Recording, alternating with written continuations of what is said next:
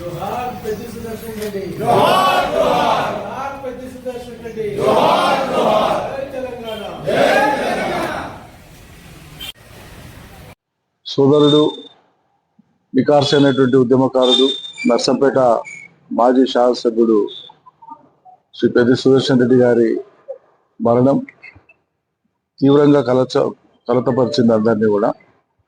మొత్తం తెలంగాణలో ఉండేటువంటి ఉద్యమ శ్రేణులు కానీ బీఆర్ఎస్ శ్రేణులు కానీ మొదటి నుంచి ఆయనతో అనుబంధం ఉండేటువంటి వాళ్ళు కానీ చాలా దిగ్భ్రాంతికరమైనటువంటి స్థితికి లోను కావడం జరిగింది. మృత్యువుతో పోరాడి గెలుస్తాడనుకున్నాము, కానీ దురదృష్టవశాత్తు మృత్యు ఆయనను కబళించింది.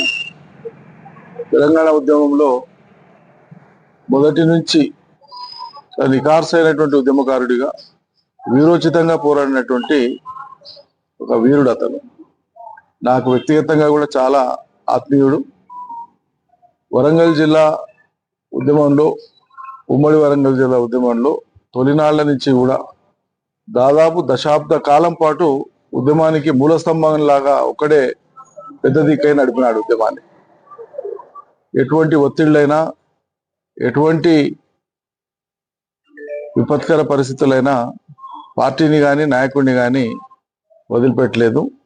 కష్ట సమయంలో ఇంకా గట్టిగా పనిచేసినాడు. పార్టీ ఆటుపోట్లను ఎదుర్కొన్నప్పుడు చంద్రబాబు నాయుడు, రాజశేఖర రెడ్డి ప్రభుత్వాల కాలంలో పడినటువంటి కుట్రలను ఛేదించి గట్టిగా నిలబడినటువంటి ప్రథమ శ్రేణి నాయకులలో ప్రతి ఒక్కరు. ఎంత తపనతోన, ఎంత ఇష్టపడి ప్రజల పట్ల ఎంత అంకిత భావంతో పనిచేసే స్వభావం అంటే సగటున రాష్ట్రంలో అన్ని నియోజకవర్గాల వారిగా జరిగేటువంటి అభివృద్ధికి తోడు తాను పట్టుబట్టి నర్సంపేట కోసం చాలా జిద్దుబట్టి, ఇక ఆయన అడిగిండు పట్టుబట్టిండు అంటే ఆనాడు ముఖ్యమంత్రి కేసీఆర్ గారు కూడా కాదనలేనటువంటి ఒక ఒత్తిడిని తీసుకొచ్చేవాడు. అంత తపన పడేవాడు ప్రజల కోసం. రాష్ట్రంలో ఎక్కడ కూడా ప్రత్యేక జీవో వేయలే. ఒక నర్సంపేట నియోజకవర్గంలోనే ఆయన ముఖ్యమంత్రి గారిని ఆనాడు ఒప్పించి మా వ్యవసాయ శాఖ ద్వారా ఆయన నియోజకవర్గానికి ప్రత్యేకంగా నిధులు కేటాయించి రైతాంగం కోసం ఒక ప్రత్యేక జీవోను తీసుకురావడం జరిగింది. ఆ రోజు కేసీఆర్ గారు చెప్పిన మాటలు నాకు గుర్తున్నాయి. ఇది నిబంధనలను సడలించైనా సరే పెద్దకి నువ్వు చేయాలి, నువ్వేం చేస్తావో తెలియదు, నాకు 24 గంటల్లో జీవో ఇష్యూ చేసి చెప్పి నాకు ఆదేశాలు ఇచ్చినారు కేసీఆర్ గారు. అది నేను అమలు చేసి చూపించాను. కేసీఆర్ గారి మాటను అమలు చేయడం బాధ్యతగా. అట్లా పెద్ది సుదర్శన్ రెడ్డి అంతేకాదు, రైతాంగానికి అకాల వర్షాలు వచ్చి రాళ్లవాన పడ్డప్పుడు ముఖ్యంగా మిర్చి సాగేటువంటి ప్రాంతం నర్సంపేట కానీ, మహబూబాద్ కానీ, అదేవిధంగా డోర్నకల్ కానీ, ఖమ్మం కానీ, మదిర కానీ, ఇటుపక్క పరకాల కానీ, ఈ ప్రాంతాలన్నీ కూడా కమర్షియల్ మిర్చి చాలా విపరీతంగా వేస్తారు రైతాంగం. 2 సీజన్లలో చాలా పెద్ద ఎత్తున అకాల వర్షాలు వచ్చి రాళ్లవాన పడి మొత్తం నష్టమయ్యింది. ప్రభుత్వంలో వెనకటి నుంచి ఉండేటువంటి విధానం ఏంటంటే కేంద్రంలో కానీ రాష్ట్ర ప్రభుత్వాల్లో కానీ దేశవ్యాప్తంగా ఉన్న విధానం ఒకటే. పంట ఎక్కడ నష్టం జరిగినా, ప్రకృతి విపత్తుల వల్ల ఎక్కడ నష్టం జరిగినా పరిహారం ఇచ్చేటువంటి విధానం ఉండదు. లేదు, ఆ విధానమే లేదు. ఎందుకంటే సాధ్యం కాదు కాబట్టి. దానికోసమే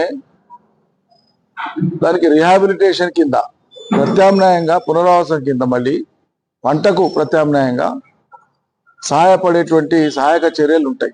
అది నామమాత్రంగా ఉంటాయి.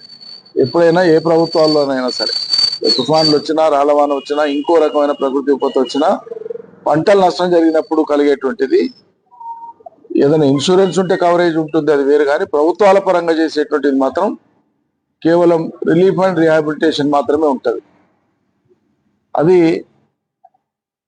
అట్లా ఉండేటువంటి నిబంధనలను కూడా సాక్షాత్తు ముఖ్యమంత్రి గారు సందర్శించి అటు మొక్కజొన్న కానీ, అదేవిధంగా మిర్చి కానీ చాలా పెద్ద ఎత్తున వేల ఎకరాలలో దెబ్బతింటే అందరం కలిసి అప్పుడు పర్యటనకు హెలికాప్టర్లో పోయి పంటలని చూసి చెల్లించిపోయి ముఖ్యమంత్రి గారు అన్నారు కేసీఆర్ గారు ఏదైనా చేయాలంటే పెద్ద సుదర్శన్ రెడ్డి దానికి కారణం.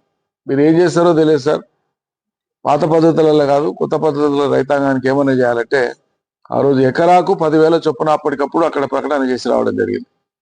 తక్షణం దాన్ని అమలుకు పెట్టడం జరిగింది. అట్లా ప్రజల కోసం పనిచేయాలనేటువంటి తపనలో ఆయన ప్రథమ శ్రేణి నాయకుడు. ప్రథమ శ్రేణిలో ఉండేటువంటి నాయక గణంలో చాలా కీలకమైనటువంటి వ్యక్తి. ఆయనను కోల్పోవడం అనేటువంటిది చాలా చాలా బాధాకరం.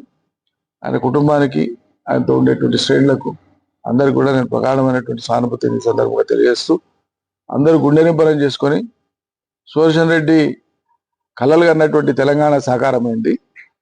సుదర్శన్ రెడ్డి కలలు కన్నటువంటి అభివృద్ధి అనేటువంటిది నర్సంపేటలో కానీ పరిసర ప్రాంతాల్లో కానీ అది కొనసాగడం కోసం, ఆయన ఆశయ సాధన కోసం కట్టుబడి ఉండాలి శ్రేణులు అని చెప్పి నేను మనవి చేస్తా ఉన్నాను. జై తెలంగాణ.